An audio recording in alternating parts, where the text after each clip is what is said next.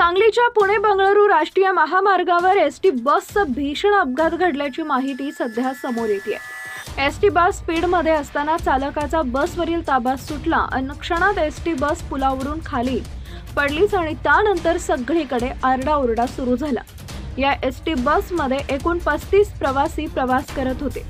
बसचा अपघात घडल्यानंतर बसमध्ये बसलेले या 35 प्रवाशांसोबत जे काही भयंकर घडलं ते ऐकून तुमच्याही अंगावर काटा येईल। नेमकं काय घडलं ते पुढे बघा। त्या अगोदर चॅनलवर नवीन असाल तर चॅनलला सबस्क्राइब करा, जेणेकरून अशा प्रकारचे अपडेट्स या तुमच्यापर्यंत पोहोचत राहतील। सांगलीच्या पुणे बंगळुरू राष्ट्रीय महामार्गावर हा भीषण अपघात घडलाय। ही एसटी बस साताऱ्यातील दहिवडी आगाराची असून कोल्हापूरच्या ज्योतिबा डोंगराला जात होती।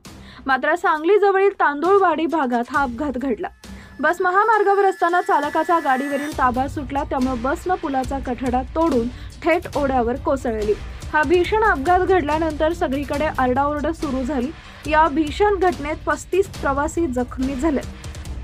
जखमींपैकी काही प्रवाशांची प्रकृती गंभीर आहे, त्यांना तातडीनं कोल्हापूरच्या शासकीय रुग्णालयात आणि इस्लामपूरच्या खासगी रुग्णालयात उपचारासाठी हलवण्यात आले।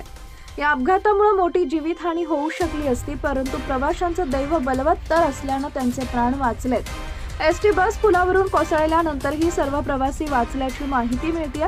घटनास्थळी मदत कार्य तातडीनं सुरू करण्यात आलं असून पोलीस आणि स्थानिक नागरिकांनी बचाव कार्यात मोठा सहभाग घेतला।